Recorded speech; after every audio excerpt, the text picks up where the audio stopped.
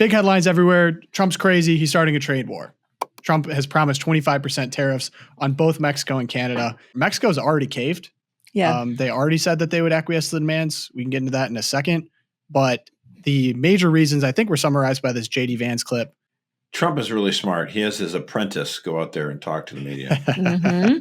All right, here we go. This whole idea that they're going to retaliate is they have already been taking advantage of America for decades. The retaliation is Donald Trump saying no more. We're not going to be taken advantage of anymore. And I think it's important the president is doing what he's doing. Now, look, it looks different ways and comes in different forms, whether you're talking about Canada or China or Mexico. We know that Mexico has allowed the facilitation of the illegal drug trade and illegal sex trafficking for years and has done nothing about it. If they want to be a better partner to us, the time starts now. We know the Chinese, of course, have stolen American manufacturing jobs for 30, 40 years, and also that they facilitated the trafficking of illegal fentanyl into Mexico, where the drug cartels then bring it into our country. We are sick of being taken advantage of. We still have, thank God, the biggest economy in the entire world, the best people and the best workers, but the message from President Trump to the entire world is very clear. We are done being taken advantage of, and we have a president who looks out for the interests of American citizens. Thank God we do, and we're going to try to do it the best we can. Does he have a point? I mean, the proof is in the pudding. I think that part of the everyone's like pulling their hair out and screaming this weekend because here come these 25% tariffs on our closest trading partners, Mexico, Canada. I know Chuck Schumer got up with a sob story about how our avocados and our beer are gonna be so expensive now, and he like holds up a Corona. Oh, so cringe. Yeah. It was so cringe. Most of it, Corona here, comes from Mexico. It's going to affect your guac.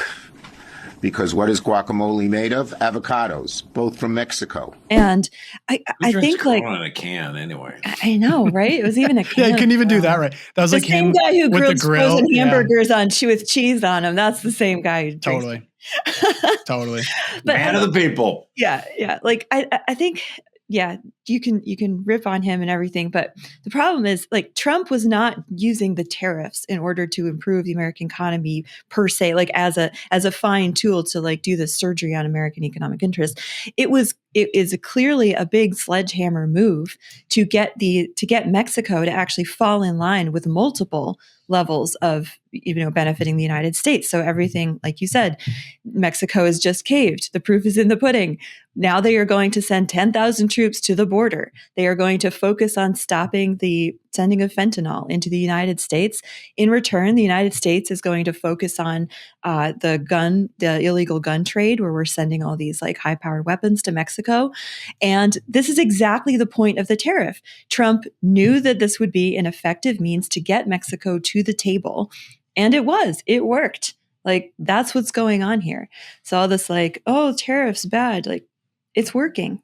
As of 20 minutes ago, yeah, it worked. I mean, go ahead, Josh. Something underneath the surface that people just may not be aware of. I only became aware of this during this whole fight over tariffs. I mean, I know about like fentanyl coming across the border, from Mexico. I know about the illegal drugs and that kind of stuff. But like Canada, sleepy Canada.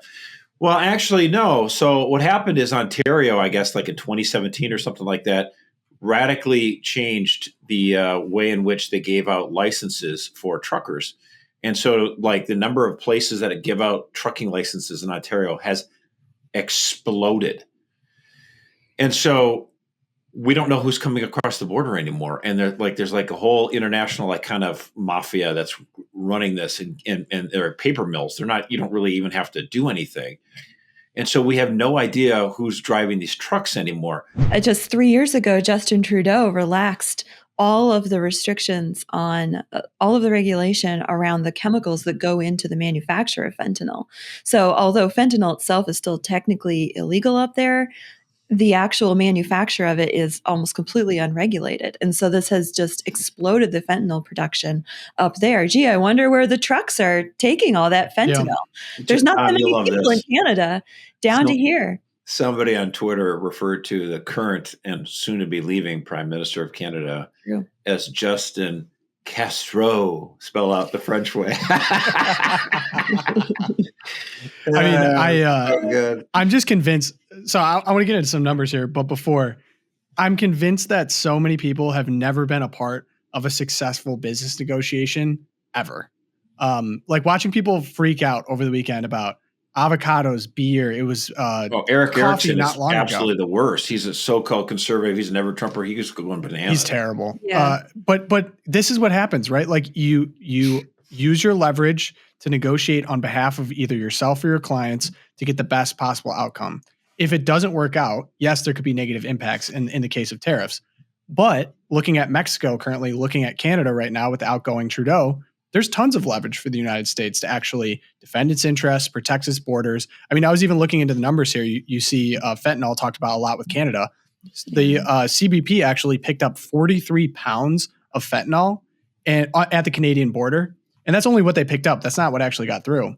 This was for last year. And I was laughing. There was someone on Twitter who thought they were making a big dunk on these people. Like, oh my gosh, only 43 pounds. Do you know how little that is? That could kill like hundreds of thousands of Americans. Right. The smallest amount of fentanyl can kill you. So like, great dunk there. You're saying that you want this to come across our border. So yes, we have a legitimate issue with fentanyl, no question. 73,000 Americans died from drug overdoses involving fentanyl in 2022. That's the most recent number we have. But assuming we kept even close to that pace, this is one of the leading killers of Americans, period, of any cause right now. So yes, we have that. And then illegals. So over the past 4 years, and this is what we caught actually at the border, we're talking about encounters, 9.43 million. It's hard to even put that in perspective. Yeah. The number's much closer to 20 or 30 million. That's a very significant percentage of the current US population. So asking our partners, quote unquote, to actually tighten the screws at the border, I don't think is unreasonable at all. If anything, this should have been done 4 years ago if we had competent leadership in charge. So I see it as a tactic, and it's clearly working so far with Mexico. I think Canada's going to follow here pretty soon. Well, and I think ultimately what the U.S. might start leaning on is saying, listen, like, for example, you're not catching much of the drugs at the border precisely because we've had a great relationship with Canada. It's been our number one trading partner forever. And we have the largest, most peaceful border on planet Earth between two countries. And it's been great for decades and decades and decades. And we would love for it to continue that way. The fact of the matter is, though, it relies on like trust. You know, like here in the United States, we're a high trust society. Like if we suddenly don't become a high trust society like we do in some of our inner cities, then we have a problem. Right. And the trust is starting to fall a little bit between us because we don't check think about how tedious, how time consuming, how much of a backlog it would be if we actually had to physically inspect each and every one of the semi trucks going in and out of the border. We do it in Mexico. Yeah, but like we don't want that to be the case for Canada. What we want is Canada to have reliable carriers. And so maybe what Trump says is like, look, these 7 companies are entrusted to do transcontinental stuff to come across the border. Anyone else, we're not letting them in, you know, and you do it that way. And it's not like we're trying to prop up certain businesses, but we just don't want anyone and their brother coming across the border who buys a license in a parking lot at a grocery store. So I think that's kind of what it's getting at, because then you can you can reestablish that trust factor, because that's what happens is the truck then goes to Indiana and then all of a sudden they wait, what? And there's a ton of fentanyl in it. And it's like, oh, because it got across the border, because we don't check every truck because we don't want to be in that situation. We don't want to have to be in that situation. It's time to start. Common sense, the golden age. Well, and the thing is, why do we, you talked at the top, Tom, about the leverage or whatever. Like, why is there leverage here? If the U.S. starts a trade war with China in a massive way, it's very risky, precisely because they buy so many of our treasuries, and because our industrial base has been gutted so much because of China, that we are actually dependent on China.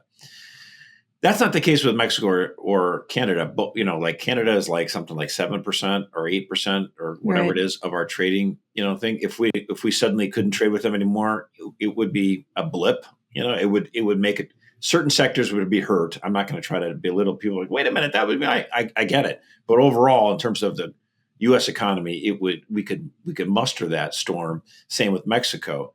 Yep. The opposite, though, is for them, Canada, it would ruin them. If we suddenly put these massive 25% tariffs. And that's why Mexico, put the white flag up right away, because they realized it would ruin Mexico. Yeah, it would ruin Mexico even further. And so, again, if we did this trade war, these tariffs, in order to just extract property, like, oh, that we're doing this just so we want to, take over Vancouver or something like that, that would be unjust. But our demands are just. We want Mexico to secure, put troops on the border, just make sure that not so many people are coming across here illegally. And we want something to be done with what's going on with fentanyl coming across. Yeah.